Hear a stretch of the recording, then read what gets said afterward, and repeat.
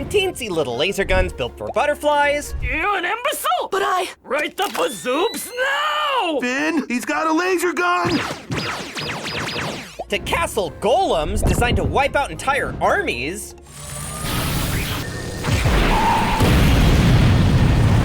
Adventure Time is full of all kinds of weapons. They are products of mad candy science, cursed blades of various kinds, and plenty more. Turns out there are lots of ways to kill people on Ooh. And today we'll discuss some of the most overpowered weapons in the whole show, starting with this little fella at power level 10. Introduced in the episode Lady and Peoples, the blam burglarber is a weapon invented by Princess Bubblegum. We'll touch on the weird name in a sec. It may be first in the lineup at power level 10, but it's definitely still a major bad day for anybody you point it at. This particular episode is one of what I call Adventure Time's odd couple episodes, where they pair two characters we don't get to see that much together for an adventure. This time it's PB and Lady Rainicorn. Bubblegum does a good job giving the down low early on.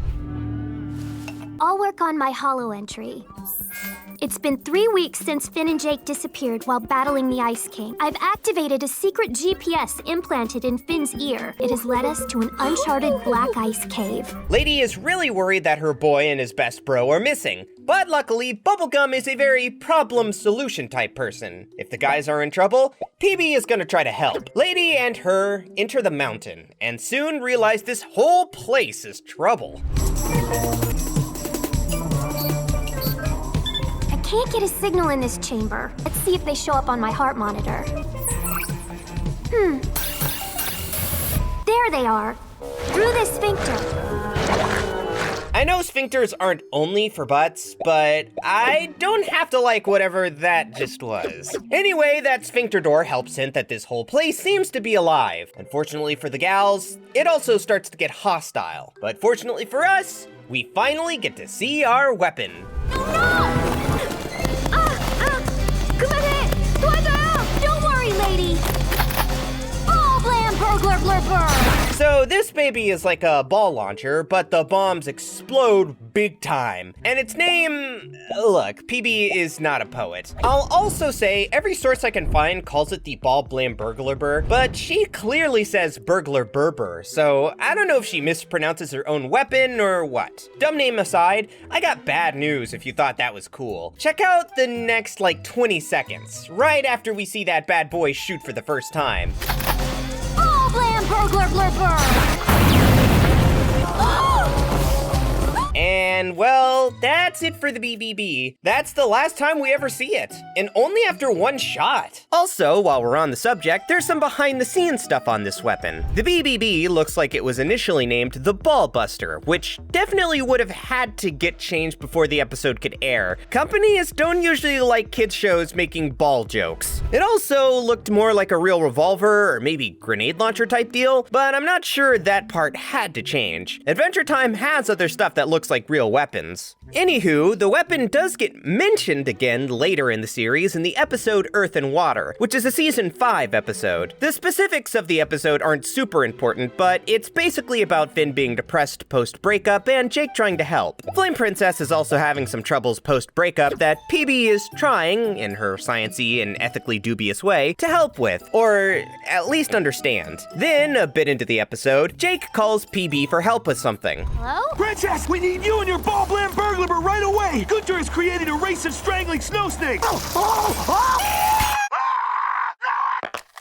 There's so much less context than you'd think for that clip. PB does leave to help, but we don't know if she brought or used the BBB. Also, on the topic of its full name, Jake does say burglarber with one burr in his call, but Jake says things wrong all the time, so nothing was learned? We gotta move on. Hopefully to something easier to pronounce. This show is trolling me. We've got a cursed sword at power level 60 up next, with the most cursed thing about it probably being its name. Well, give it up for this thing, as our power level leaps 50 points. As for what it's called, let me give this my best shot. The Catwem Bevel Cursorix. or something like that, is a powerful sword from the episode Morituri te salutamus. That title translates to, I think, "We who are about to die salute you." We get to see it when Finn and Jake stumble upon what looks like an ancient arena.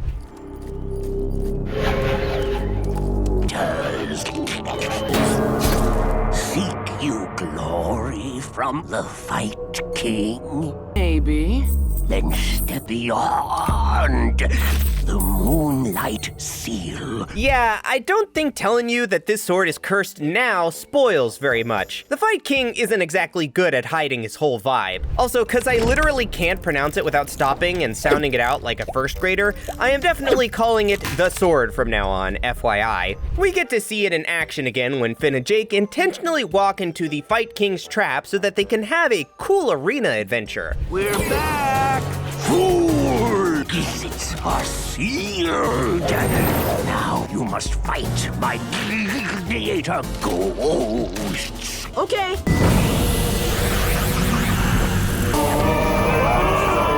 The Catwam Beevil Cursorix. Yeah, see, I can't do it. This sword's powers aren't entirely defined, but it definitely seems to give the person wielding it a ton of power over the Colosseum this episode is set in. The Fight King used it to seal the arena and summon ghosts. He also lifts it with just one hand, although that last one could just be because he's totally jacked or something. When Finn and Jake beat the ghosts he summoned, we get to see him use it again. Where do you think you're going?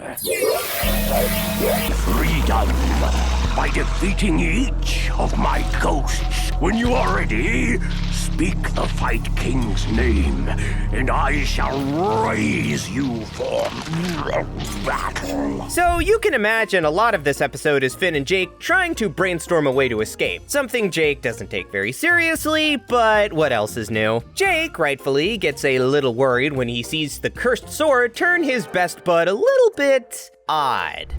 Come closer. You have proven worthy of my favor. This is bad. Accept your prize.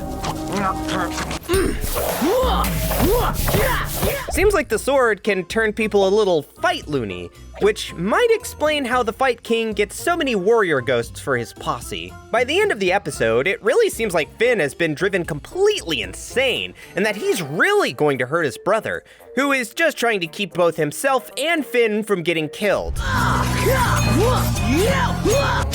King! I can't do it.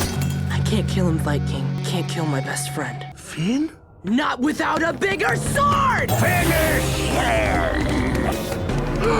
No! No, don't do it, Finn! You'll make my video a major bummer if you murder Jake this early into it. I can't believe the sword was strong enough to break the bonds of— No!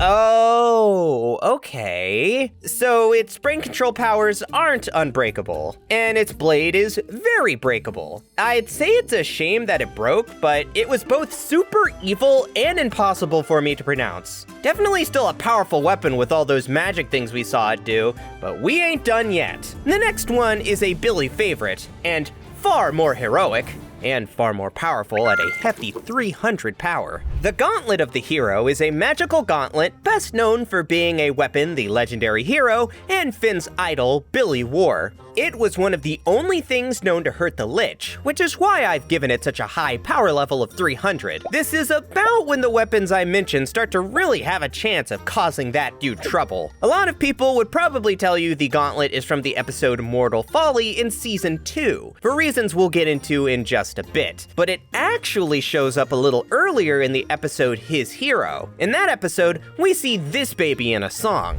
No tongue. They're all over now! Lotion! Who cast the Lich King? Billy! And that comes out of depth of hell! Who said the favorite? That's one cool cucumber. But fans will also know Billy retired from the adventurer life and became non-violent, which is what His Hero is about. We don't see the gauntlet in action until later. See, at some point, probably after retiring, Billy gave the gauntlet away for safekeeping. PB has it in Mortal Folly and hands it to Finn after the evil Lich returns. There's only one known weapon that can harm the Lich. The gauntlet of the hero. Billy's big old beef fingers. You have but one chance. You must smite him with this gauntlet.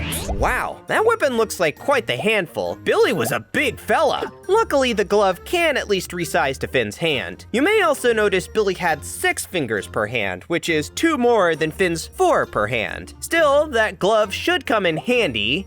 you get it? Because, it's a glove. Finn's first time using the thing isn't against the Lich, but actually Ice King, who somehow both thinks he's gonna marry PB and that Finn might give his blessing. Ice King, go away, man. I will, when you bless our wedding. No thanks, guy. How does this gauntlet work? Whoa! Can't turn it off! So, there's a bit of a problem when trying to fully gauge this thing as a weapon, which is Finn ain't really able to handle its power with his young boy bod. The thing also really could have benefited from a user manual. He isn't even sure how to turn it off at first, but Jake has an idea on that front. Punch it in the eye! I don't think that's how Billy did it. Also, that eye looked hurt and upset, so I guess the gauntlet has, like, thoughts? Does it have hopes and dreams? After that whack, it actually refuses to help Finn again until he makes up for it. This happens a little later into the guys' journey to fight the Lich. Hey, it's me. Sorry I punched you in the butt. Gonna get you, man! Closer, Jake! Closer! Ready to see how the Lich fares against this powerful artifact? Me too. All right, enough delay. Let's see a glove versus Lich rematch. Princess, no! Oh no. Oh, gross. Before you get mad, I knew I was lying and just thought it'd be funny to troll all my viewers. Is that so wrong? The guys would normally be knocking Ice King's block off and saving PB, by the way, but the Lich is like world-ending bad, so he takes priority. The gloved hero and his dog continue to give chase. The Lich is up to some major badness in an old subway station. It's okay. Man, I want to go after them, but that hole looks scary, doesn't it? The Lich is causing some serious trouble at this point, slowly recovering his powers after years of entrapment. But Finn and Jake are right on his tail. It's gonna be majorly tough, but Finn's lucky he's got that glove. Weird. No! To get smote in the name of bubblegum! Yep, holes are holes. Okay, that time I also knew what would happen, but the lie was to build tension. And wow, what a lot to process. A bunch of our super weapons break or get lost, huh? I feel like this was against the Lich, who had prepared for this for a long time, so it isn't so bad. I also heard a crazy old man say holes are holes in a children's show, and don't know if the writers knew what they were doing or if I'm the weird one. It almost distracts from how cool the Lich is about to be. Look out! I'm gonna bark him!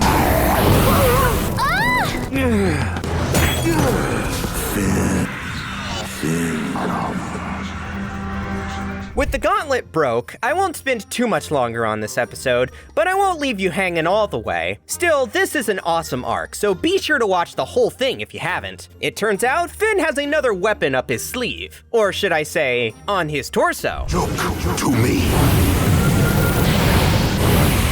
This sweater, it's keeping me safe. I care about you, Finn. The ultimate weapon against evil. Power of liking someone a lot.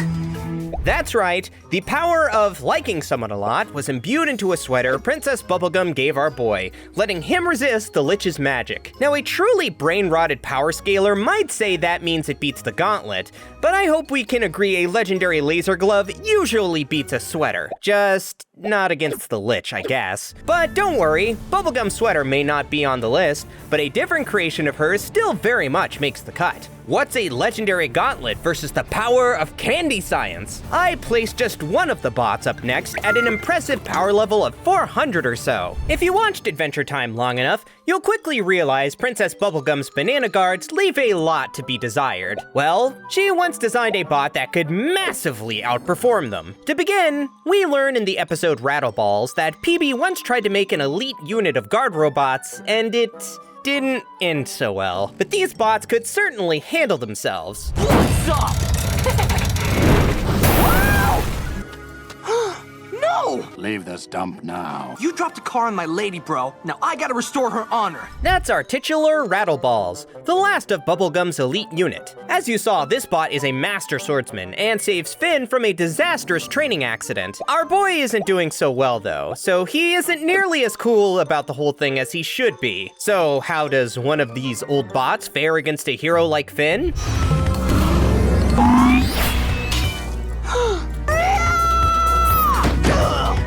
You gonna kill me, bro? No. Instead, I will pluck out your eyes with the point of my sword. And whenever you try to see stuff, you will think only of me. Jeez, man. Finn started it, but that's a crazy thing for this robot to say to a child in a kid's cartoon. Anyways, the two fighters eventually start to chill out a bit. Emphasis on eventually. As part of the bot's eyeball threat, we also get a name. I mean, you get it because of the episode title and my telling you earlier, but Finn gets it here. Rattleballs! Do it! I ain't a baby! Do it, bro! You have a warrior's spirit, but your swordsmanship is... You should learn to master your weapon before you draw it.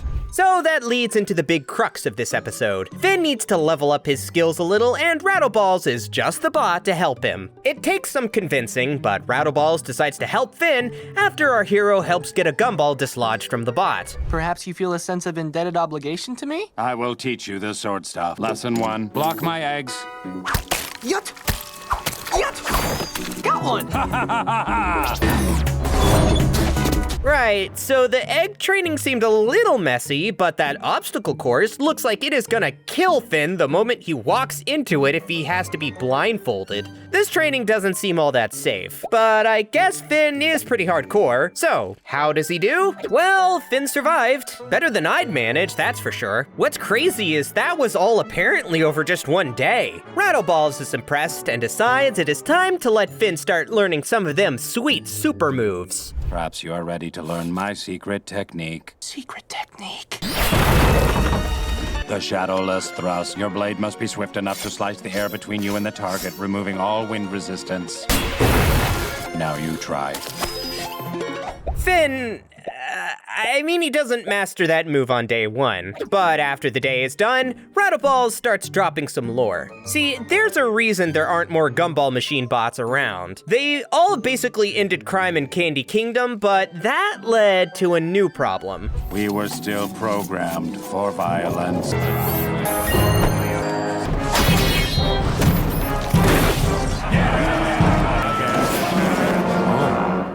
That bot straight up killed that other one in a duel. Turns out Princess Bubblegum made bots that were basically the ultimate warriors, but that fighting spirit couldn't really turn off. So what's a mad scientist monarch to do? Well, whatever it is, I'm sure it will be benevolent and not at all fundamentally alter how we view her from this point forward, right?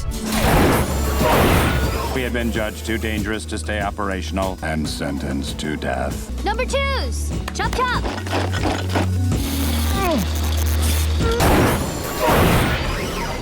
I alone escaped.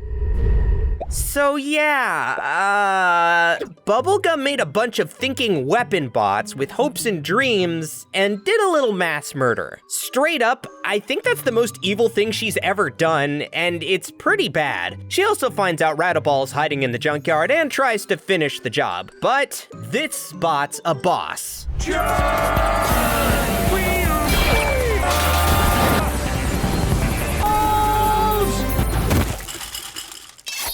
RB, don't! If that bot literally killed PB right there, could we even be mad? But luckily, this old dog learned a few new tricks, including how to chill out with the whole killing spirit deal Bubblegum was so afraid of. PB doesn't really have a choice but to hear the robot out, on account of the whole held at sword point with all her guards defeated thing. Think I'm dangerous, princess? Dang right I do! You killed all my banana guards! No, princess, look, they're only bruised.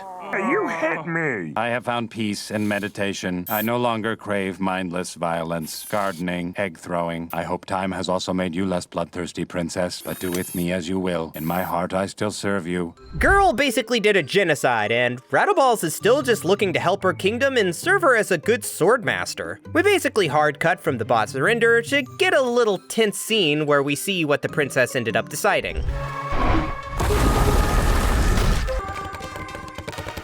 Everything's settled. I don't have to go back on my order, and you can protect the kingdom from the shadows. Thank you, princess. Hooray! Rattleballs gets to live. I mean, PB does get away with her horrible crimes with no penalty still, but hooray! The bot will get busted up in a later episode, but then gets fixed. So I think Rattleballs even survives to the end of the series. On to our next weapon, another cursed sword, this one clocking in at 730 power. And it's gonna be a bit of a doozy to talk about for reasons a lot of fans might already know, even putting aside how strong this thing is. Where to even begin explaining why I think the Blade of Grass deserves its impressive power level? Full disclosure, we're gonna have to skip the fine details on this one in places just for time, because there is so much to talk about. Besides, I've brought this thing up in other videos enough times for you guys to get the general gist. And if you haven't seen those videos, you should probably go check them out. I suppose we'll start with how Finn first gets his mitts on it. See, in the episode Blade of Grass, he needs to replace a recently broken sword. You can maybe guess what he'll end up replacing it with. I asked around. The place to get soured. Doesn't look like it's open. Open! Walk, close the curtains behind you, please, towards the candle. Wow, an ominous start. But I guess all the fellas selling ultimate magical type swords and junk tend to be strange. This also, not to spoil too much, appropriately sets the vibe when it comes to this particular weapon. How can I help you? Need a sword. Hold on. Here you go. A grass sword. It's a bargain. I don't know. Never used a grass sword before. Maybe we should keep looking. Swords like this don't come around every day. Don't come around every day, huh? Finn apparently gets it for only $3, almost like there's some sort of catch. But maybe I'm just being paranoid, or maybe I watched this show before. The odd vibes really start for the boys when they go to visit Tree Trunks. Our strange elephant seems to understand something they don't. Boys, nice pillow and nice hands are full, Finn. You mind slicing an apple for me? Yuck! Something is terribly wrong with that awful sword. He's getting really good. He saved me from pizza. The slice is so perfect, Tree Trunks knows something is wrong, she just isn't quite sure what. Eventually, Finn starts to agree after some bad dreams and stuff. Unfortunately, the sword keeps finding him, even after he tries to get rid of it a couple times. It's like the boy and the weapon are linked. Happy birthday! You're dead, teddy boy. No. Yeah, so it's super cursed. But also, did you see that cut? It's not all bad, but after that particular fight with those candle thugs, Finn's problem escalates a little bit. Now the sword decides it isn't going anywhere. Dude, Yeah, not coming off. don't give up, man. Hey, maybe Choose Goose knows where the old man went. Well, to help close this particular chapter of the Blade of Grass a bit sooner, I'll say that Finn does end up beating the guy who gave him the cursed weapon, but can't get it off right now. In fact, he only really loses this weapon when his whole dang arm gets ripped off. Even then, it seems like it left traces of magic in the kid.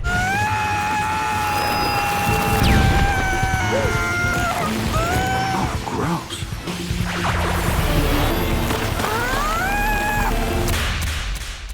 Finn's dad sucks. His mom, well, that's a bit more complicated, but that's getting too far into the weeds. Still, that arm held for a long time before breaking. The episode Breezy really helps show what I mean. For one, when Finn loses his arm, it's mostly his dad's fault, you'll notice a little flower grows from the stump. But what I really want to know is how are you feeling, Finn? What? Oh, I don't know. Burp, burp, burp, burp. I guess I don't feel anything. A bummer. And this episode is mostly about Finn's funk, not the sword. But we're gonna cut way ahead in the episode to something crazy that eventually happens. As for context, I mean, this is honestly about as trippy with the lead up as it is without it. Basically, a bee woman falls in love with Finn's flower and the two kind of like hallucinate together at night. Hero, arise, guide.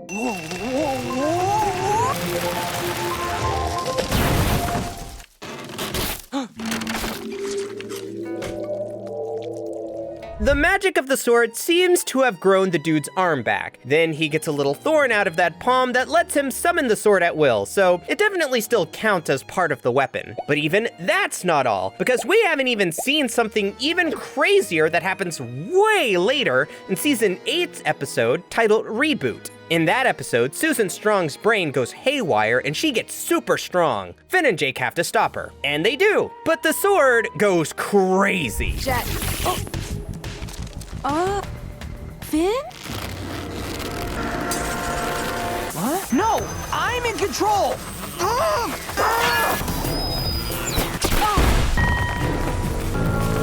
See, the sword is basically in kill mode from the fighting in that episode, and just won't listen to Finn. Even if Finn and its relationship got a bit healthier over time, it's still a cursed weapon. Things look pretty grim. The sword might actually kill Susan. Finn has to give it a good whack. No! Susan!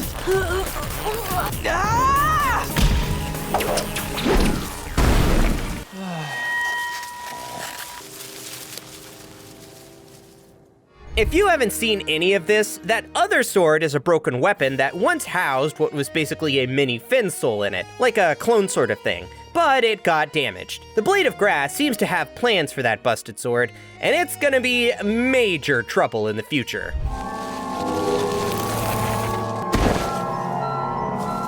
What? Come back!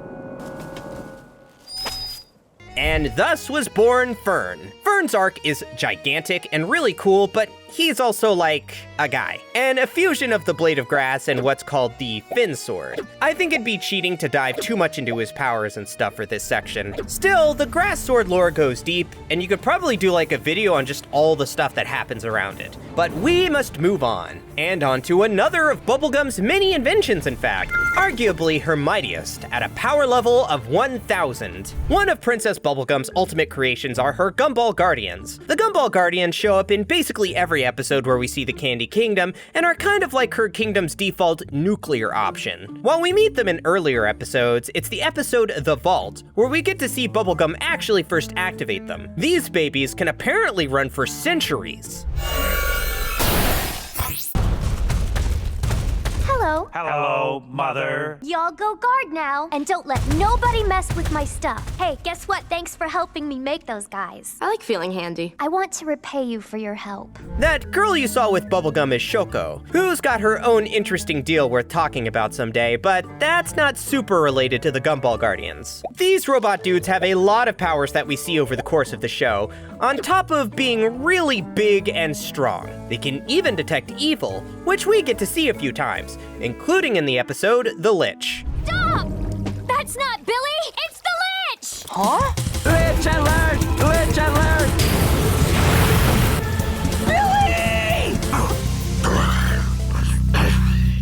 You'll also notice in that same clip that these guys can throw out some super strong lasers. In fact, it even looks like they hurt the Lich a little bit, which is dang impressive. At the very least, it ruined his Billy skin suit. Honestly, it's sort of hard to talk about all the powers these guys got. There are stronger weapons than Ooh, but these robot gumball things are versatile. In Sky Witch, we get to see them release sleep gas. It seems like Princess Bubblegum is constantly upgrading them and adding new powers when she gets some cool ideas.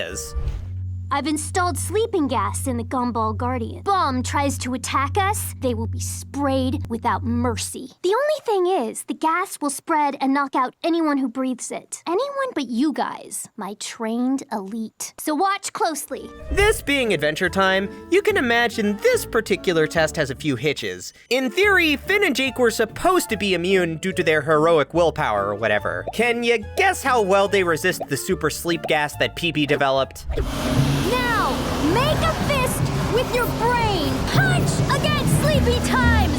No! No! Go on, gentle, into that good night. Hi! Yo, Bubblegum. Well, at least it wasn't like neurotoxins, I guess. Now, PB is like a super genius ancient candy wizard scientist, so her being immune isn't so weird, but Cinnamon Bun being immune really helps prove that dude's a true enigma. But honestly, the weirdest and most powerful ability of these robots only comes up like a single time. Even superfans might have forgotten it. Do you remember the crazy thing they did in the very first episode? Seems Gumball Guardians take royal promises very seriously. What the nuts happened here? We killed all the zombies that Princess Bubblegum and I raised from the dead. Really? Huh?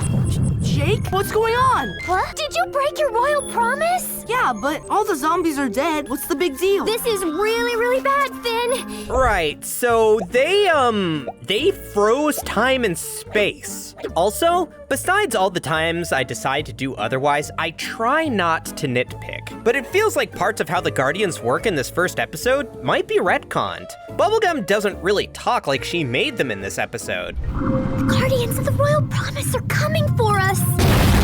Whoa! Finn the human, you have broken a royal promise for which the penalty is trial by fire.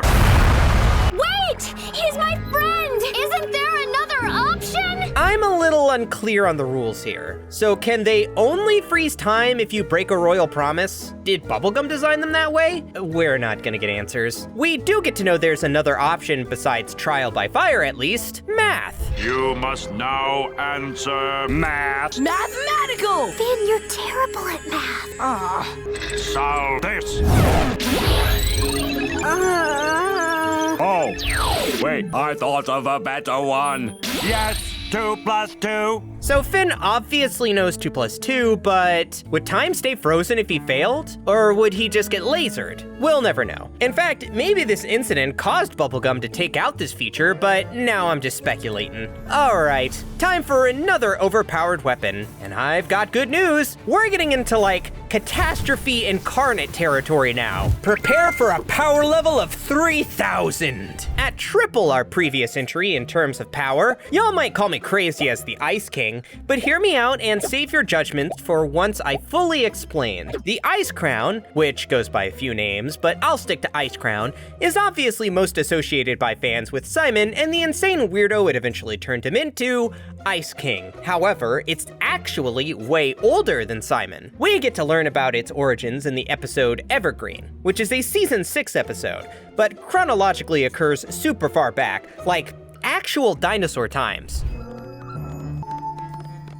I just think we should discuss this, Evergreen. Are you listening, Chatsberry? When this comet hits, everybody dies. Hold on, hath not a comet impacted our world every 1,000 years with no lasting grievousness? So, that ice fellow is Urgent's Evergreen, who probably looks a bit familiar. And that dinosaur you saw snooping, his name is Gunther, and that probably sounds familiar. Anyway, skipping ahead, Urgence is a super talented wizard and ice elemental. Gunther is his unappreciated assistant. Urgence designed the crown to try and stop a comet from smashing up the planet. It wasn't meant to be an ice crown either, but a wishing crown. Bonding 3, 2, 1. You can do it, you can do it, Bond. I did it.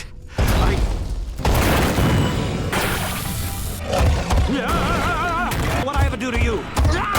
So, right at the last moment, the plan, as you saw, got messed up. A lot of this also explains why the crown is basically cursed. It's designed specifically for Urgence, who bonded to it. Because that creature you saw attacked, Urgence then gets trapped. Gunther has to be the one to try and use the crown to stop the comet, but Urgence neglected to teach him almost anything. So, let's see how that goes. Deepest, truest wish. Gunther, no. Gunther, what are you wishing for down there? Gunther, no. Gunther, no. Gunther, no. Gunther, no. You've got to snap out of it. So, spoilers. Things go quite poor for these two fellows, but the crown survives as a powerful artifact. It's just one that also warps a user's mind and body. Simon Petrikov finds it much later, and it obviously breaks the dude's brain, but it also makes him seemingly immortal, immune to the cold, and capable of using a bunch of ice magic. Dude can even fly with it. We see this in plenty of episodes, including Mortal Folly, the same one where we got to see the gauntlet of the hero in action. come on, give me permission to marry her. No! Oh, come on. And that sort of thing is usually how the crown gets used. But the crown is sort of doinked up if you can't tell. It has way more potential than how Ice King is able to use it. This thing was originally designed to grant wishes and has a ton of power in it. I'm not just speculating either. We see that in an alternate timeline thanks to the episode Finn the Human. If you're not familiar, this is an episode set in a world where Finn made a very poorly worded wish so the Lich never existed, radically changing Ooh. And the new Finn of this timeline finds the crown, also an ancient-looking Marcy. Maybe I could just borrow it for a little while? This crown is magic. Too dangerous for mortal fingies. 1,000 years ago, my beloved friend gave his life to save this foolish planet from annihilation. Basically, in this timeline, Simon manages to use the crown to stop what's called the Mushroom War, which is the war that ended up making the Lich and pretty much all of Ooh as it is in the majority of the show. The end result was mixed. But it's hard to blame the guy for trying. Listen to Marcy talk about him stopping a mushroom bomb, which is a spoiler. Don't worry, we'll talk about that later. Using his mastery of ice and snow, Simon froze the bomb in mid-flight, only inches from the crown, where it remains to this very day. But he alone was not saved, trapped under the giant weight of the enormous bomb. Poor Simon. Now, stopping what's basically a nuke isn't small potatoes, but there's a last little bit Marcy mentions that we gotta talk about. The crown ruined the whole planet after that, for a teensy little bit. And the horrible crown loosed a spasm of magic. The entire Earth was buried in ice for 400 boring years. Right, so the crown is so strong that it can freeze all of the planet for at least 400 years. According to Marcy, this is because it was grieving Simon, so it doesn't seem like it's just some power Ice King chooses not to use or something. Still, crazy stuff. This crown has like a ton of lore and glitches that happen when people mess with it and such, but this basically covers all its powers. Let's cut to another of Ice King's less discussed magical items that seems technically stronger than the crown, or at least easier to use. It's a toss-up, honestly. We'll call our next weapon a cheeky little 1 point stronger, how about? Like it or not, 3001 is higher than 3000. Yeah, so do you know that Ice King carries around an amulet with a wish demon inside it? I justify my rating of a 3001 on this baby, mostly because it can do what the crown was designed to do before it went wonky. You'd think the amulet would be pretty plot relevant and come up in a bunch of episodes, but it's honestly just sort of a joke when we first see it and only rarely gets used. Part of why I can't rate it higher is we don't know for sure what its limits are, but it's definitely strong. I'll give it to the writers though, it's usually funny when it comes up. We first see this bad boy in season 1 as a very brief gag in the episode When Wedding Bells Thaw. Some quick context here is that Finn and Jake are having kind of a guy's day with Ice King, who is apparently getting married. You can imagine it doesn't work out. Sometimes you say things and then you don't really mean them. Are you serious? I'm just not sure I want to get married in such a hurry. But if she's just after my demonic witching eye and ghost pouch. We just took you out partying so that you could feel better about getting hitched. But that just proves the dude has a magical amulet, right? We don't actually know a lot about it. It also looks different next time we see it, but I think that's just a minor retcon. Fans got to see it in action in the episode Reign of Gunters, which is all the way in season 4. In this episode, Ice King's favorite penguin, which I'm putting air quotes over so these superfans don't flame me in the comments, starts to feel a little neglected. Hey, you're really peeving me off? Go stand in the corner. I said stand in the corner. Some of you are gonna say that Marketplace post for a magic wishing eye says this amulet gives a plus 5% critical hit bonus and some other stuff. The super nerds will realize that isn't this amulet, because Ice King already has his. The post also doesn't mention a demon, but that could just be the seller burying the lead. So why bring this episode up? Well, Gunter is having a bad day, so he decides everyone else will too. Also, look, I think Gunter is a he, but it's complicated. Also not important right now.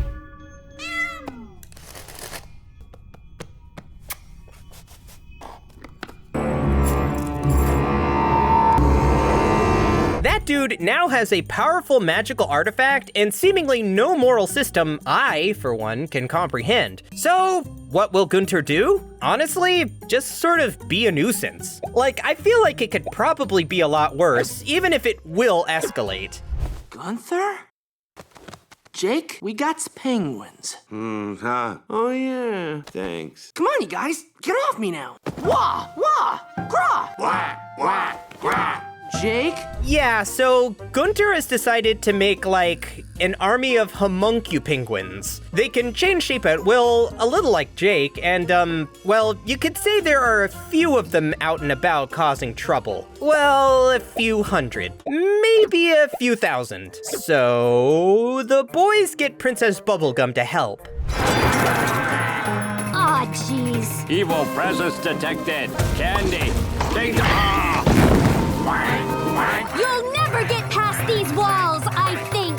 Huh, this demonic wishing eye seems to be causing some big problems. Almost like it's some sort of overpowered super weapon worthy of an entry on, say, list or something. You'll probably not be too surprised to learn things don't suddenly get better from this point, by the way.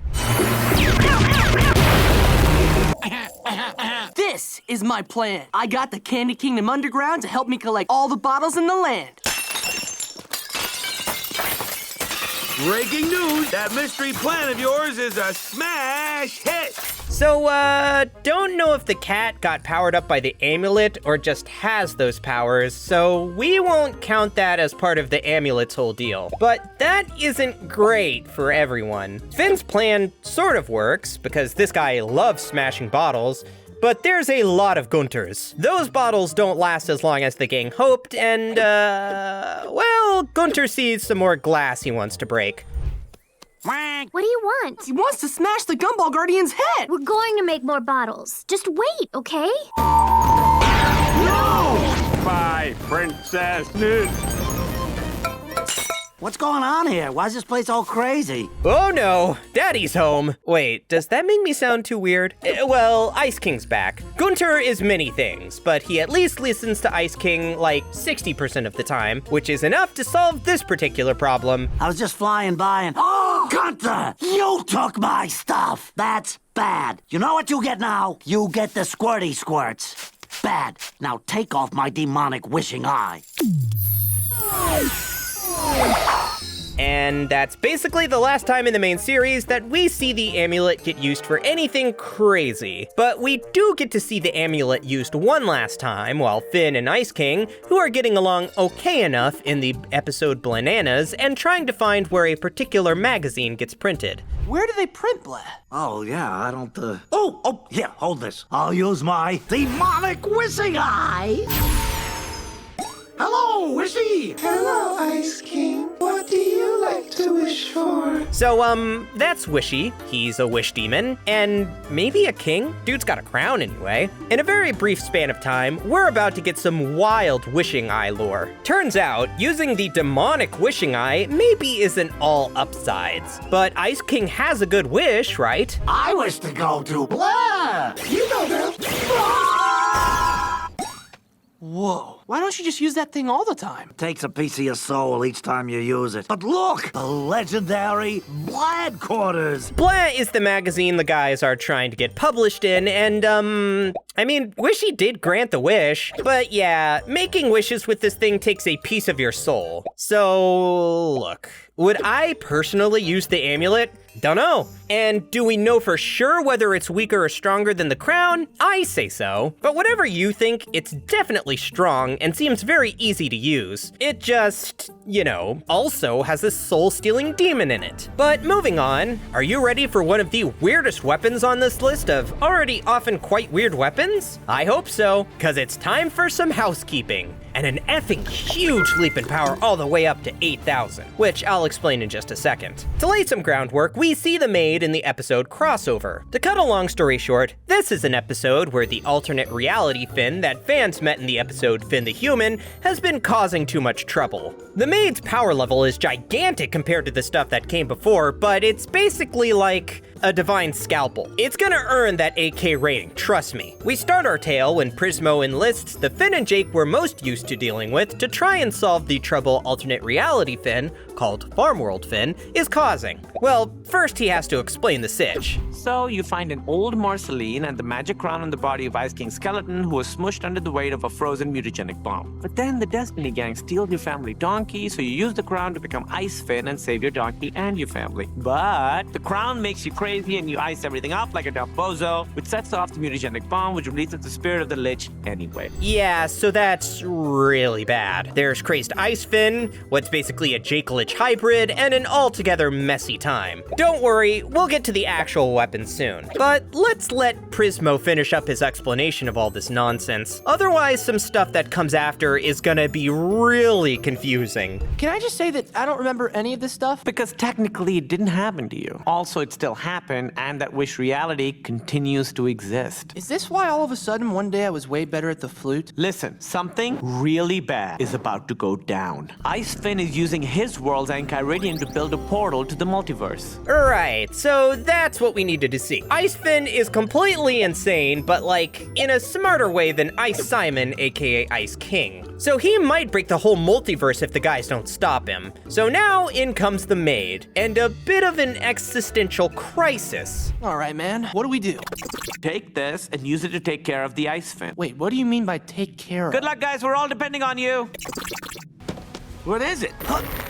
Oh, golly. What's that, Nano? It's like 50 bowling balls on my teen bod. Yeah, so when I said this might be the weirdest weapon on this list, I wasn't kidding. The maid doesn't look like a weapon, it just looks like, well, a cone. Reminds me of like a stalagmite or something. If a stalagmite could completely erase any problem you pointed at. See, this may not look like a weapon, but Prismo don't mess around when it's killing time. Oh, check it. The maid will handle all Class A interdimensional bung-ups if you follow these simple steps. Direct the small end of the maid toward your massive mistake. Focus your intention until all distractions leave your thought sphere. Then recite the words, "A man needs a maid," 3 times. All right. Help, help, help, help, help, help, help. Lower it. Ah! Ledge, ledge, ledge. If you're wondering what Class A interdimensional bung-ups are, then you best keep wondering, because we don't know. But we do know that whatever Ice Finn is doing counts. Unfortunately for Prismo, there is a bit of a snag. Completely erasing an alternate version of yourself from reality is a little too stone cold for a heroic dude like Finn. Jake's gotta do it.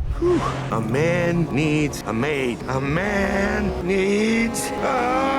This is bull juice. Oh, flip! Hey, hey. Did you do it? No, man. Let's just go steal the Enchiridion. Whoa, yeah. That way he can't open the portal and nobody gets obliterated. Neither fella can reality melt Ice Finn. You can imagine that complicates things a lot. But because we're talking about the weapon, not the episode, I'll spoil some stuff and skip ahead. Eventually, Finn gets Ice Finn on his side, but you'll remember I also mentioned there is a Lich Jake in this world too. So Ice Finn, Normal Finn, and Jake need to team up to fight him. If only they had an alternate super weapon given to them by a cosmic wish entity. Oh yeah! What's going on? Bartram? Yeah. Your whole thing is you want to help people, remember? We can fix all this. It's like the most evil heartburn. Get out of the way! So take your bets. How does one magical cone do against one of the most powerful evil entities in the whole show? Well, let's just say this isn't a video about lame, stupid weapons that suck. You want overpowered? Here you go. Man needs a maid! Housekeeping.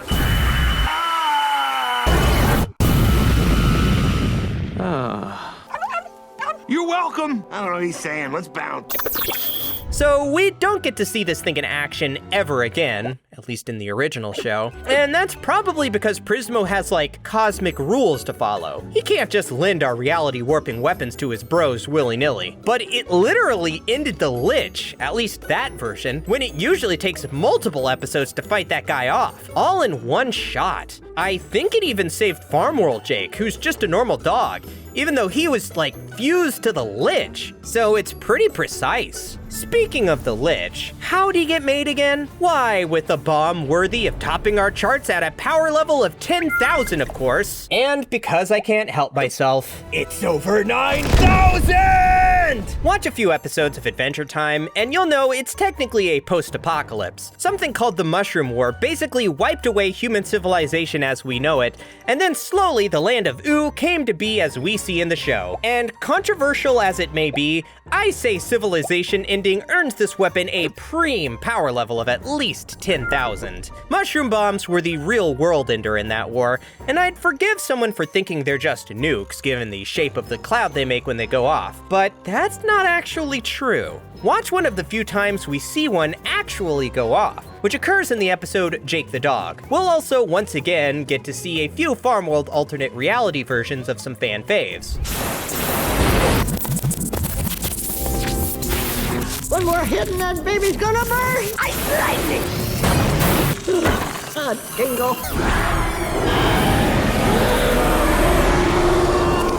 Poor Icefin. He really gets a raw deal in this whole arc. It's not really his fault. Anyway, that cloud isn't like a metaphor for the horrors of war. It literally looks like that. Mushroom bombs explode with mutagenic poison, and it's not great. Even Icefin knows something has been majorly doinked. I am the end and the beginning. I am the hand of madness. Jake? I get out of relationships because I don't want to have a discussion about what we're gonna have for dinner. Because when I'm alone, I can just sit on the couch and eat whenever I want. What should we eat for breakfast? We should coordinate. Also, Prismo and Jake watched this happen. I guess you could say the, B-plot of this episode is that Jake has a wish and needs to figure out what to wish for to undo this messed up reality. And you saw in the Maid, that doesn't work, but we're jumping around the timeline, so forgive me. Anyway, back to the horrors of a mutagenic super weapon. Jake? Jake! I warned you.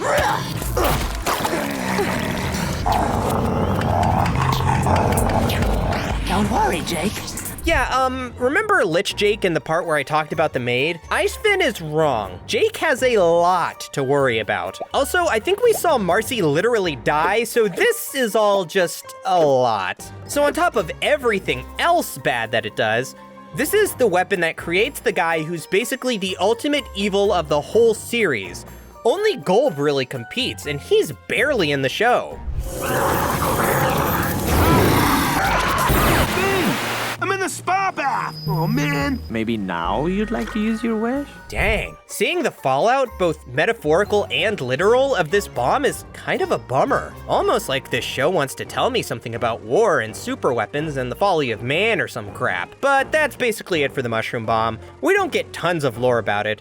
We just know it's kind of like top tier bad when one goes off, and it either kills or mutates everything its poison touches. And guess you can say we ended with a bang. Thanks for watching, and I assume agreeing with everything I said with zero complaints. Feel free to check out some of my other vids if this was your jam. I also have some totally different stuff if you're looking to shake it up. Now, if you'll excuse me, Catwam Beevil Cursorix.